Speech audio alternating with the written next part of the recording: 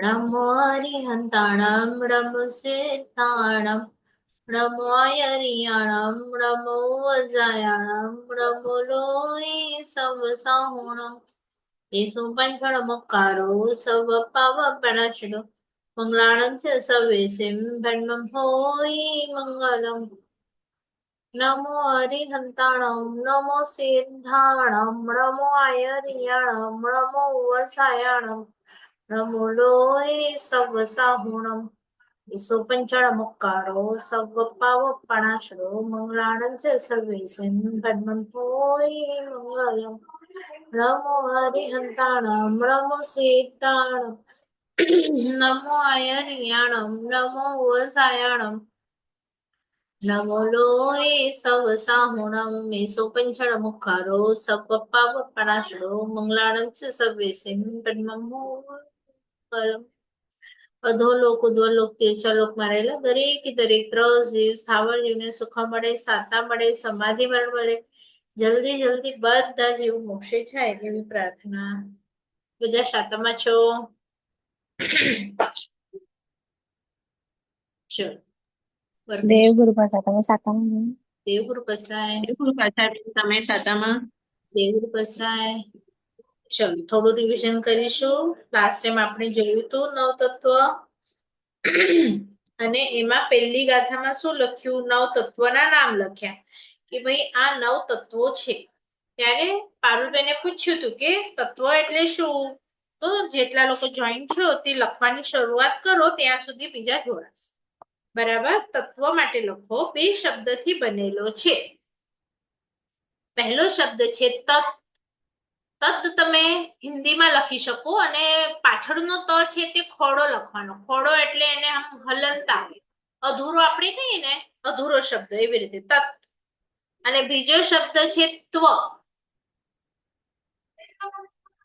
તત અને ત્વ હવે તત્નો અર્થ શું છે તે તત એટલે તે અને ત્વ એ પ્રત્યય છે તત શબ્દ છે સંસ્કૃત ભણો તો ખ્યાલ આવે અમુક શબ્દો હોય એને પાછળથી પ્રત્યય લાગે એટલે એક આખું તમારું નવું શબ્દ બને તો અહીંયા એનો મતલબ છે તે એટલે શું કે આખું લોક જગત અને ત્વ એટલે પણું હવે પણું આમ શબ્દ નહીં સમજાય પણ હું તમને કહું કે તમારી આપણે બધા મનુષ્ય છીએ તો આપણે કહીએ ને તમારી અંદર માણસાઈ છે કે નહીં તો આ માણસાઈ શબ્દ શું સૂચવે છે મનુષ્યપણું બરાબર હું તમને કહું શ્રીમંત અને શ્રીમંતાઈ તો શ્રીમંતાઈ શું સૂચવે છે એમની અમીરતા તો એવી રીતે તત્વ ત્વ એટલે પણું તો આપણે જે પણ હોઈએ એ પણું આપણે કહીએ ને સાવ જંગલી વેડા કરે છે મનુષ્ય પણું તિર્યંચ પણું એટલે એવું ત્વ એટલે પણ તો જે એવા જગતનું મૂળ એટલે આખા 14 રાજલોકમાં જો કોઈ મૂળ છે તો આ તત્વ છે તત્વ એટલે ઇંગ્લિશ લેંગ્વેજમાં આપણે કહીએ ને તો સમજો કે ઘણા બધા આંબા હોય કે ઘણા બધા સંતરા હોય તો એનો રસ કાઢીએ તો ઘણું બધું હોય પણ એનો તમે અત્તર કો યા તમે એસેન્સ કો તો એક જ ટીપું તમે નાખો ને પાણીમાં તો પણ તમને એક આખા સંતરા જેટલો તમને ટેસ્ટ મળે તો આ કેવી રીતે આવ્યું એકદમ અર્ક એટલે એસેન્સ તો એવી રીતે તત્વ એટલે મુખ્ય વસ્તુ દાખલા તરીકે આમ ઘણી બધી વસ્તુ હોય પણ એમાં જે મુખ્ય વસ્તુ હોય એટલે કે આટલું મોટાનું આટલો નાનો સાપ ઇમ્પોર્ટન્ટ સાપ એને કહેવાય તત્વ કે અમે લોકો ભણીએ તો 5 વર્ષથી છીએ અથવા તો જીવ તત્વ ભણ્યું તો એનું મુખ્ય એક લાઈનમાં તમે શોર્ટ લાઈનમાં એનું એસેન્સ કહો તો શું છે તો એવી રીતે તત્વ હોય તો આ મુખ્ય આખા વર્લ્ડના ઘણું બધું જૈનિઝમ છે 14 પૂર્વો રચાયા છે પણ એનો કોઈ એસેન્સ હોય બેઝ હોય એકદમ શોર્ટમાં સમરી તો એ છે આ નવ તત્વો જો તમે આ નવ તત્વને બરાબર જાણો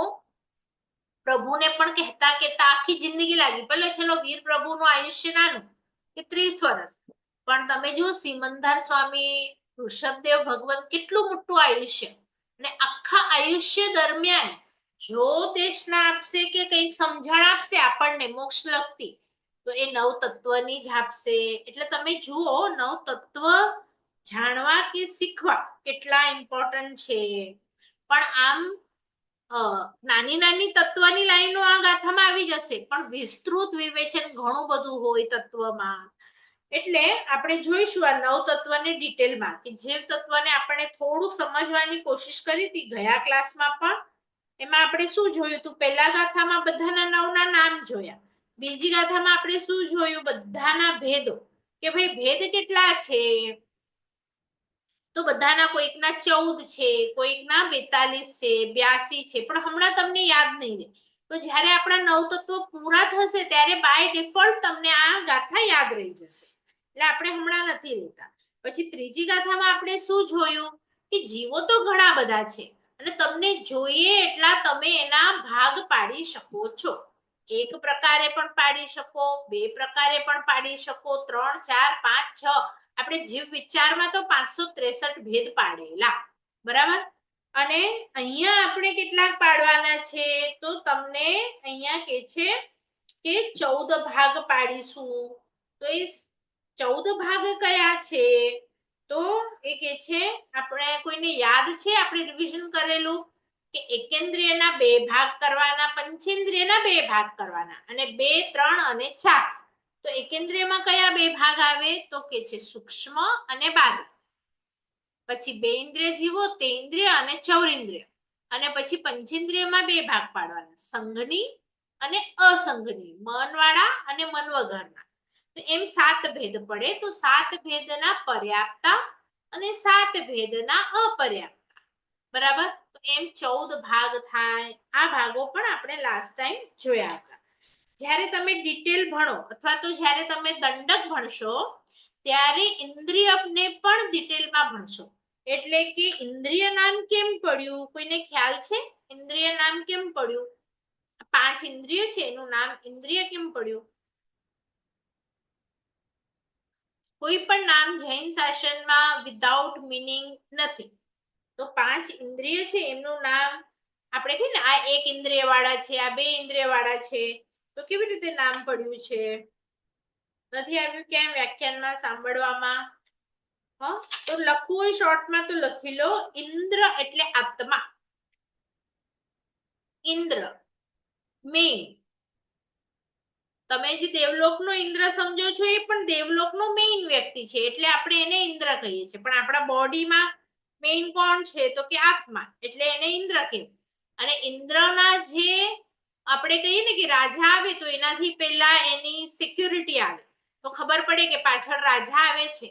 તો એમ આ 5 વસ્તુઓ છે તે આત્મા છે એમ સૂચવે છે. દાખલા તરીકે તમારી પાસે આંખો છે, જીભ છે, રસ છે, તમે ટેસ્ટ કરી શકો નાકથી. પણ એકચ્યુઅલી આ જે ઇન્દ્રિયો છે ઈ ઓન્લી પોસ્ટમેન છે. ઈ ઓરિજિનલી કામ નથી કરતી. જો કોઈક દૂત આવે અને તમે એને કહો કે મને આ રાજ્ય જોઈએ છે, તો એ હા પાડે તો કઈ તમને રાજ્ય ન મળી જાય. ઓરિજિનલી એ તો સૂચક છે કે અમારું પાછળ અમારો રાજા આવે છે. તો એમ તમારી અંદર આત્મા છે એની આ ઇન્દ્રિય સૂચક છે. સૂચક એટલે શું? હવે ડેડ બોડી હોય એની પાસે પણ આ 5 ઇન્દ્રિય તો તમને દેખાશે. તમે જશો આભેણામાં તો આંખો હશે, કાન હશે, તો તમે એને પૂછો કઈ તો જવાબ આપશે? તમે એને કઈ દેખાડો એ જોઈ શકશે? તો ઇન્દ્રિય તો દેખાય છે. તો ઇન્દ્રિયથી જોવાય છે? ના. આત્મા હોય તો જ ઇન્દ્રિય વર્ક કરી શકે. એટલે આત્મા એ ઇન્દ્ર છે અને એની જે સૂચક છે એટલે ઇન્દ્રિયો છે. તો આવી ઇન્દ્રિયો આપણી પાસે છે. કોઈકની પાસે 1 છે, કોઈકની પાસે 2 છે. આપણે પુણ્યશાળી એટલે આપણી પાસે 5 છે અને મન પણ છે. હવે આગળ આપણે ગાથામાં જોઈ હતી પર્યાપ્તિ જોઈ હતી. તો પર્યાપ્તિની પણ જો તમને ડેફિનેશન જોઈતી હોય તો તમારા જીવ વિચારમાં પણ સારી આપેલી છે, અને ગાથા આવશે ત્યારે પણ આપણે જોઈશું. આજે આપણે ગાથા નંબરની વાત કરીશું 5. તો અહીંયા સુધી કોઈને ડાઉટ હોય તો આપણે પહેલા ક્લિયર કરીએ, અને નહીં તો પછી આપણે 5મી ગાથા તરફ જઈએ. હજી જીવને થોડું ડિટેલમાં ભણવા માટે કે જીવ એટલે શું, એના લક્ષણો શું છે. 4 સુધી બધાને બરાબર છે? કોઈને ડિફિકલ્ટી, ડાઉટ નથી? ચલો 5th ગાથા હું શેર કરું છું અને પછી એના વિશે થોડી સમજણ પણ આપું છું. દાખલા તરીકે આજે આપણે લક્ષણો જોઈશું. તો એમાં આવશે જ્ઞાન, દર્શન, ચારિત્ર, આવું બધું શાસ્ત્ર કે છે, પણ આપણને મગજમાં બેસવું જોઈએ. દાખલા તરીકે લક્ષણ એટલે પહેલા તો શું એ મારે કેવું છે. તમને આમ ખબર છે લક્ષણ એટલે શું? કોઈ કહી શકશો લક્ષણ કોને કહેવાય? આપણે કહીએ ને આ આનું લક્ષણ છે, આ આનું લક્ષણ છે. એકાદ એક્ઝામ્પલ કોઈ આપી શકશે લક્ષણનું?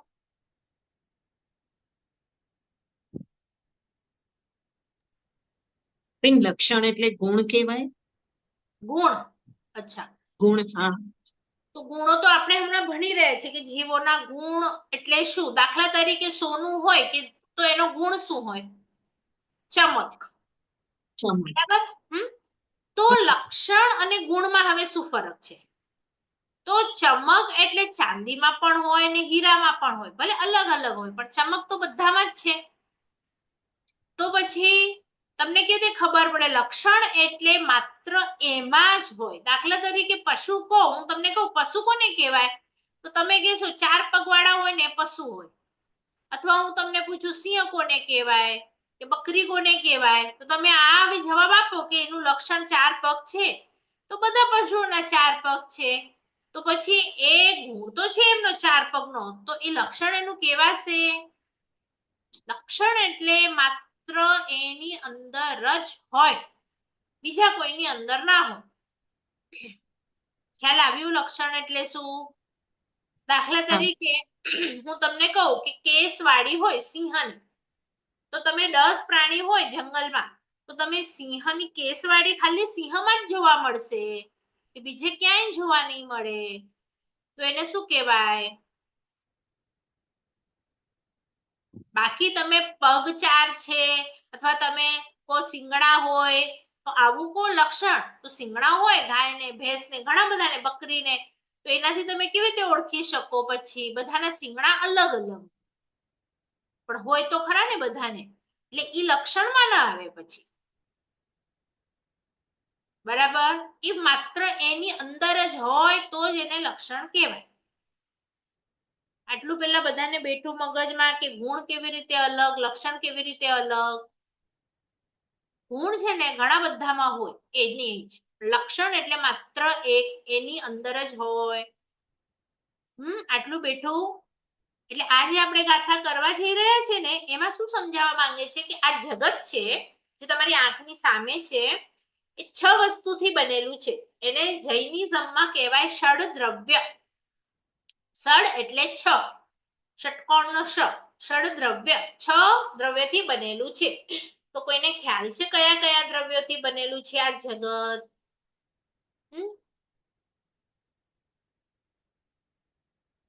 બોલો.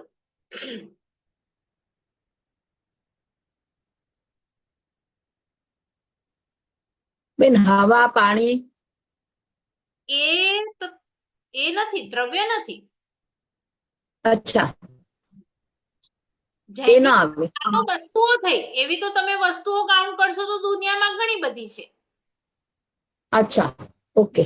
6 બેન વસ્તુ, 6 ધર્માસ્તી દ્રવ્ય, કાય. ત્યાંથી આખું જગત બન્યું છે. અચ્છા.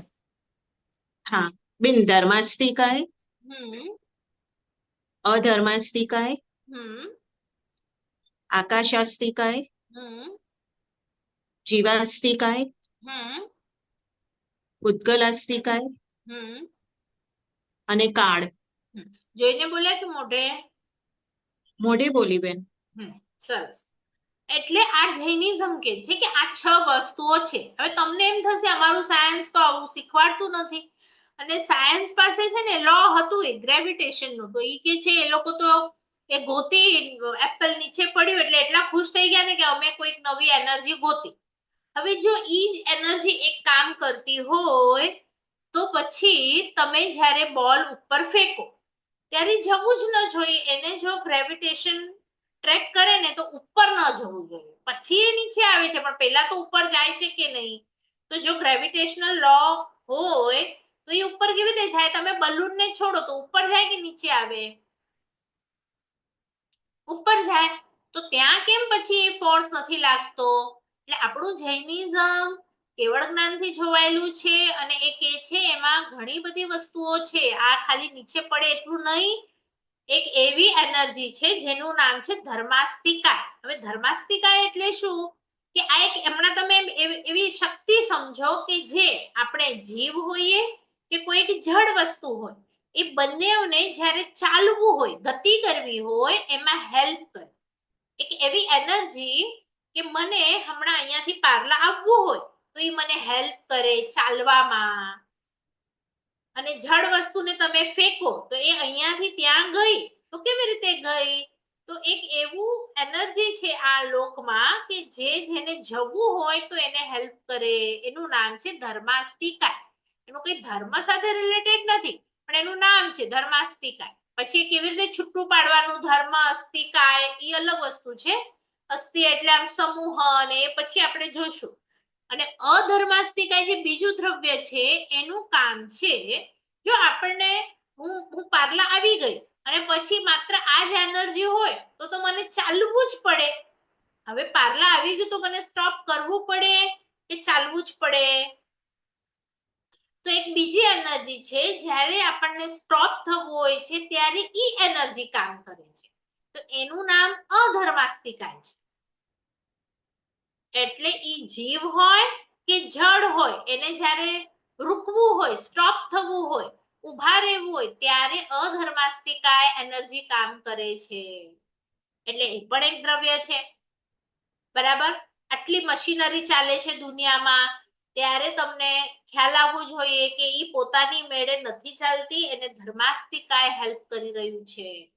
જેટલી વસ્તુઓ સ્થિર છે, દાખલા તરીકે ઝાડ સ્થિર છે, ઘર સ્થિર છે, તો એ લોકોને સ્થિર કોણ રાખે છે? તો આ એનર્જી રાખે છે, ધર્માસ્તિકાય.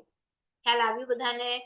એટલે ડેફિનેશન એવી જ આવશે કે જીવ અને જડને ગતિ સહાયક, જીવ અને જડને સ્થિર રાખવામાં સહાયક. હવે ત્રીજી એનર્જી આકાશ અસ્તિકા. આકાશ એટલે આપણને શું લાગે? હું તમને બધાને કહું આકાશમાં જુઓ તો તમે બધા ક્યાં જુઓ? જેમના વિડીયો ચાલુ છે એ બધા જોઈને બતાડો મને. હું કહું આકાશમાં જુઓ, તમે બધા ક્યાં જુઓ? અમની બેને ઉપર જોયું, બીજા બધા? આકાશમાં જોવાનું કહું ચંદ્રિકાબેન, જયશ્રીબેન, તો કેવી રીતે જુઓ તમે? આમ જ જુઓ, સામે જ જુઓ, ઉપર જુઓ. બરાબર. એટલે આપણને શું લાગે છે? આકાશ ઉપર છે. જૈનિઝમ એમ કે છે કે તમારો જે પગનો અંગૂઠો છે એટલે કે ધરતીની લાઈન છે, એનાથી ઉપર જેટલી પણ ખાલી જગ્યા છે, અવકાશ, એ આકાશ જ છે. અને ઉપર સુધી આવું જ આકાશ છે. ક્યાં આમ લાઈન નથી દોરેલી કે આ લાઈન એટલે આકાશ, એવું કઈ નથી. ઉપર લાઈન જ નથી. નીચેથી જે આપણી પગની નીચેની લાઈન છે સંભુતલા, એનાથી ઉપર જેટલી પણ એમ્પ્ટી સ્પેસ છે એ બધું આકાશ છે, અવકાશ. તો આકાશનું કામ શું છે? જો એ અવકાશ ના હોત તો આપણે બધા રેત શેમાં? આપણે બધા આ અવકાશમાં રહીએ છીએ, જે સ્પેસ છે ને ખાલી એમાં. તો એમાં જીવ પણ રહે છે, જળ પણ રહે છે. ખ્યાલ આવ્યું બધાને? અવકાશનું કામ શું છે? તો જીવ અને જળને જગ્યા આપવી, રહેવા માટે. ગતિ માટે પણ જગ્યા આપે, સ્થિર રહેવા માટે પણ જગ્યા આપે.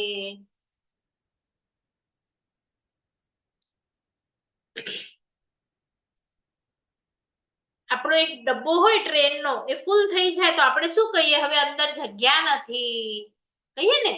ઘર હોય એમાં ઘણા જણા આવી જાય તો પછી આપણે કહીએ જગ્યા નથી.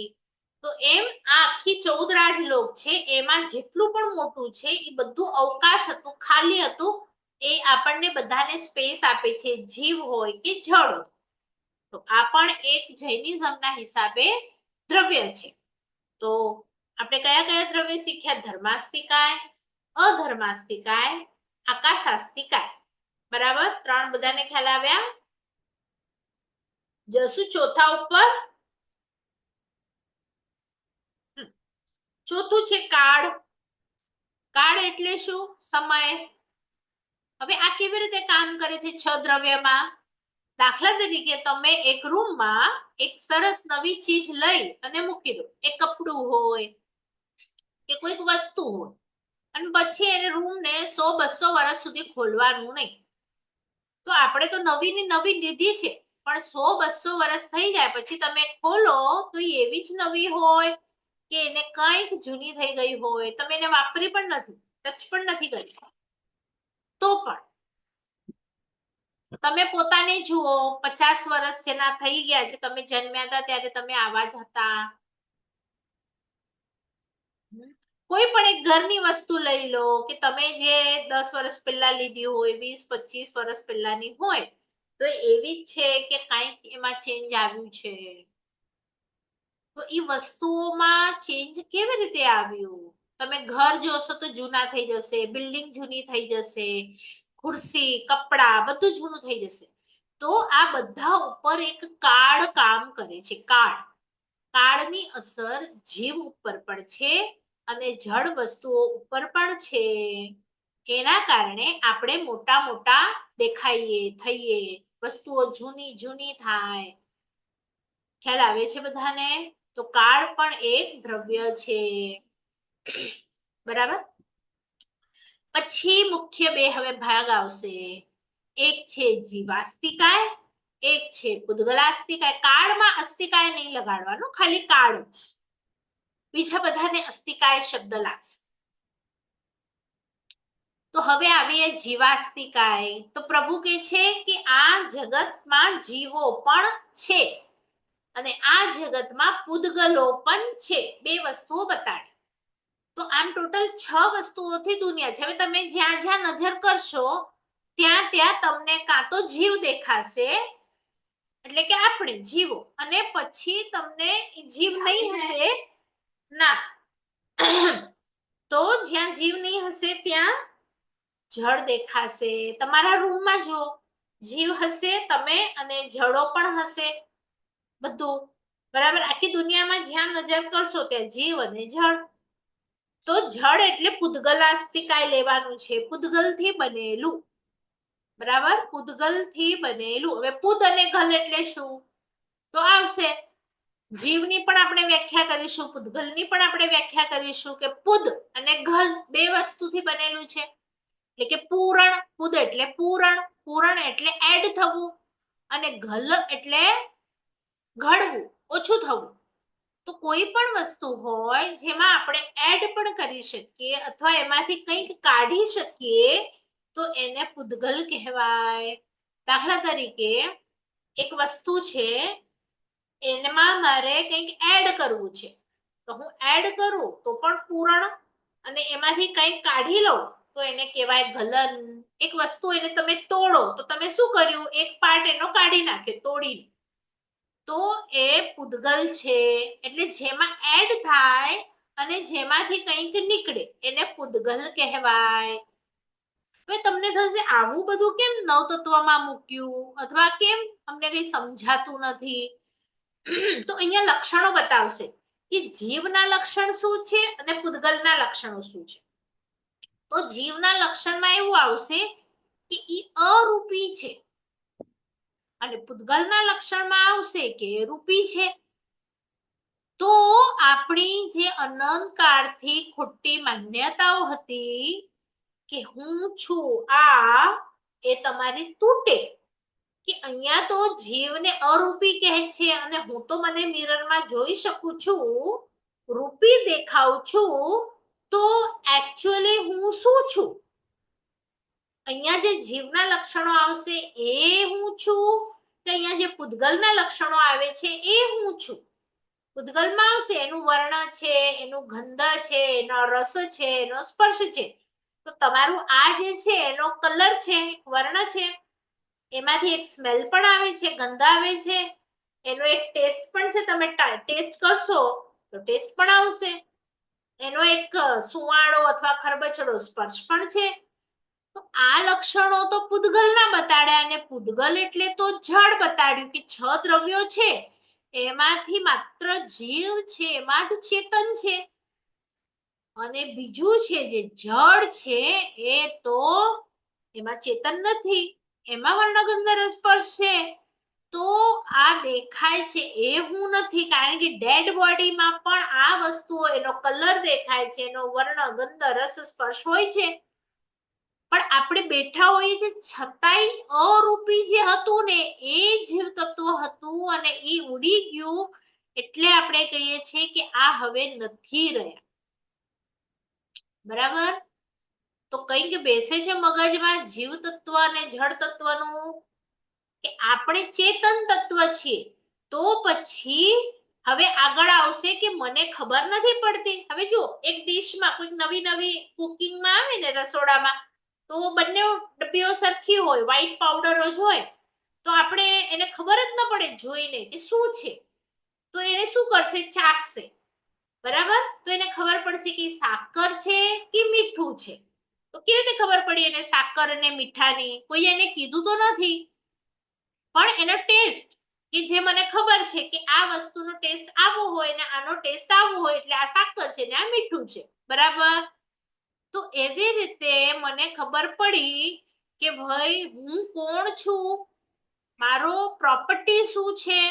જો જ્યારે કોઈક વસ્તુ અરૂપી હોય, એ દેખાય નહીં, તો કેવી રીતે ખબર પડે કે વસ્તુ છે?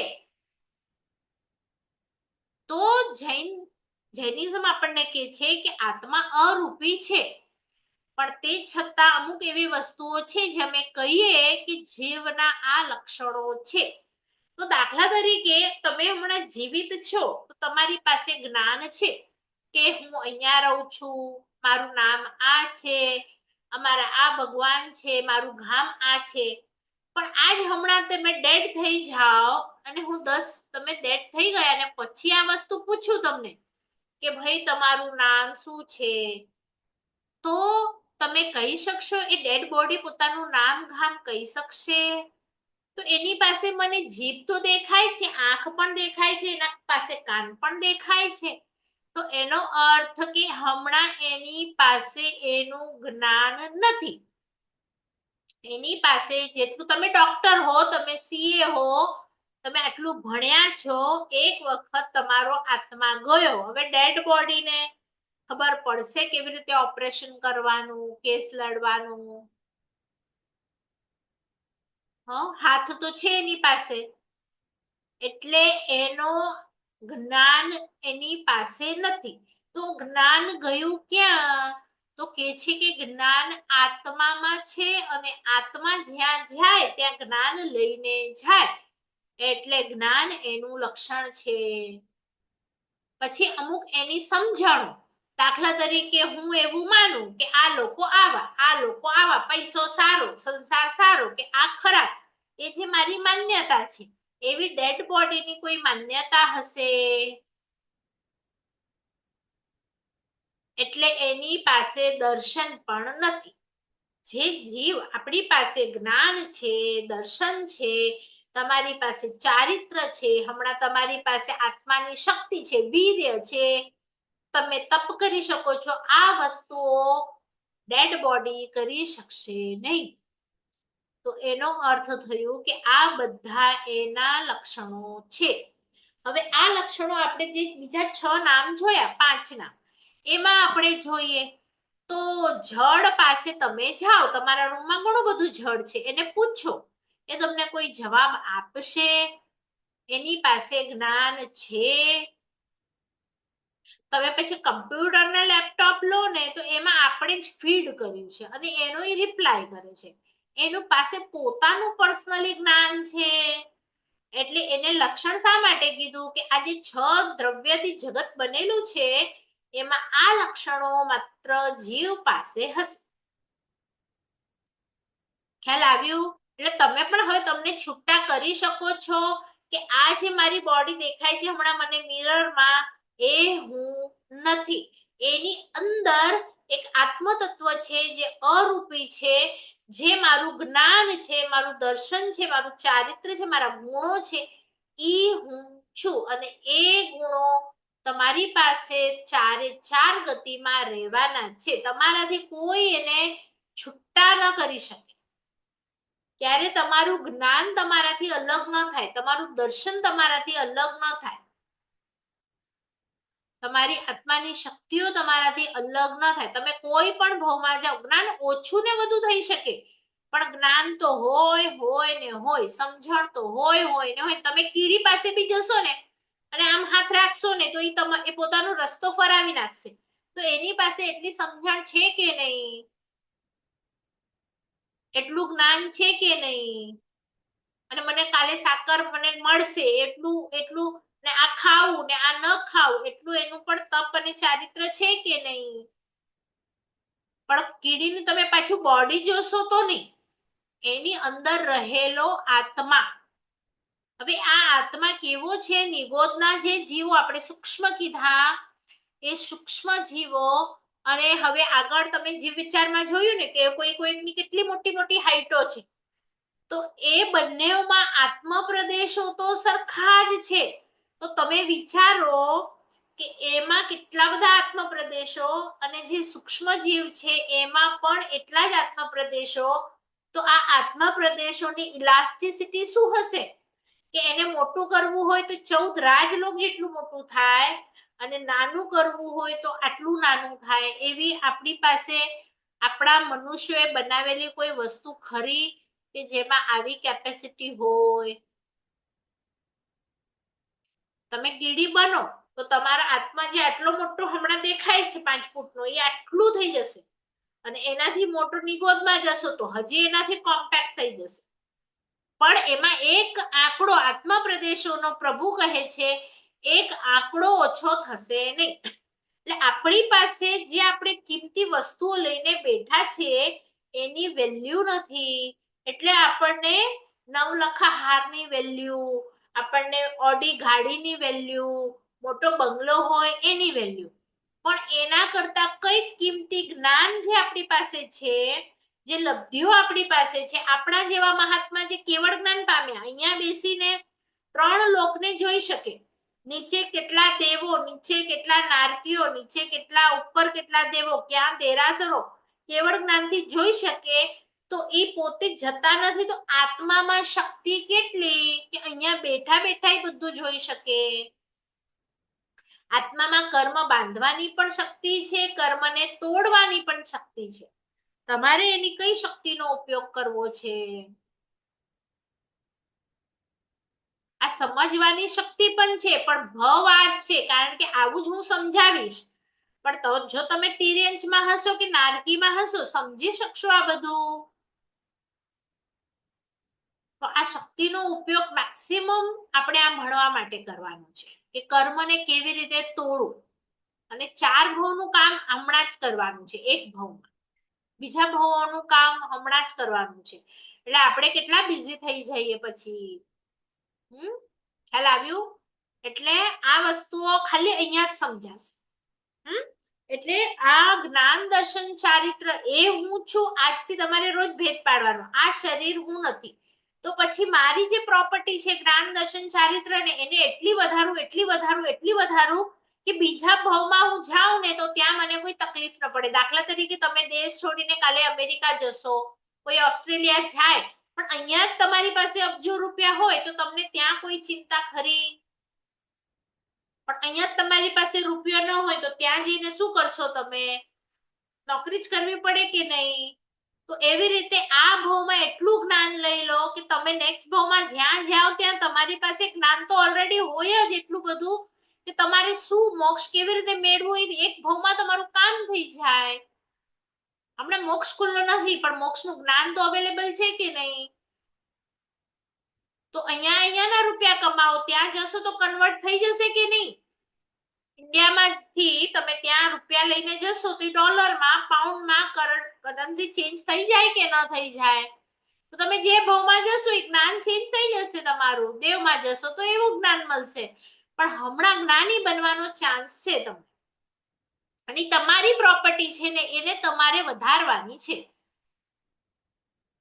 હમણાં તમે ઘર લો, ડ્રેસ લો, ઝવેરાત લો તો એ રૂપી છે, તો આ જળ છે ને એની પ્રોપર્ટી છે, અને આ જળ અહીંયા રહેશે ને તો બધી પ્રોપર્ટી અહીંયા રહી જશે. તમે કેટલી વસ્તુ લઈ જઈ શકશો? તો જે નથી લઈ જવાનામાં એનામાં આટલી મહેનત, તો જે લઈ જવાનું હોય એમાં કેટલી મહેનત કરવી પડે? હા, આપણી મીટિંગ 1 મિનિટમાં બંધ થશે, આપણે ફરીથી જોડાશું. એટલે તમે જ્યાં રેન્ટ ઉપર રહો છો ત્યાંની પ્રોપર્ટી વધારો, કે તમે કાયમી જે બંગલામાં જે ઘરમાં રહેવાના છો અને ત્યાં તમને જે વસ્તુઓ જોઈએ છે એની પાછળ મહેનત કરો, કે ही रेंट जे घर में कलर ना एसी ना आव नहीं रहा, શું કરો તમે બોલો? હા, તો આપણે જે હમણાં મહેનત કરી છે આખો દિવસ, એ રેન્ટ ના ઘર માટે કે આપણું જે ફિક્સ ફાઇનલ પરમનન્ટ ઘર છે એની માટે? આપણે મૂર્ખા કે ડાયા? રેન્ટ નું ઘર 30-40 વર્ષમાં છોડવું પડશે કે નહીં? તો આપણે હવે આ 5મી ગાથામાં જે લક્ષણો છે તે હું સ્ક્રીન શેર કરીશ, અને જ્ઞાન કોને કહેવાય, દર્શન કોને કહેવાય એ આપણે જોઈશું. અહીંયા સુધી કોઈને ડાઉટ, કઈ નહીં સમજાયું એવું? 6 દ્રવ્યો સમજાયા? એમાં આપણે જીવ દ્રવ્ય છીએ, અને બેન એટલે આપણે બીજા જે 5 છે એ અજીવ છે. હા બોલો ચંદ્રિકાબેન, બોલો. બેન આ જે તમે કહો છો જ્ઞાન છે, જ્ઞાન તમે કહો છો કે આપણે જ્ઞાન સાથે આવે, હા, તો અહીંયા કરેલું હોય એ આપણને પછી જાય એવું, કે એવા સાનુકૂળતા મળે કે આપણને જ્ઞાન મળે એવું? આપણને હવે સમજો મને હમણાં આ પ્રતિક્રમણ આવે છે, પણ હા, આગળ તો આપણે સમજો મનુષ્યનો મળે તો ત્યારે તો આપણને શીખવું જ પડે. બરાબર. તો આપણે સાનુકૂળતા મળે જ્ઞાનની છે. ડેફિનેશન લઈએ ને એટલે તમને સમજાવું આ બધું. હા ઠીક છે, ભલે. ચલો, બીજા કોઈને ડાઉટ નથી? સમજાયું બધાને? બુક્સ હું શેર કરું છું એટલે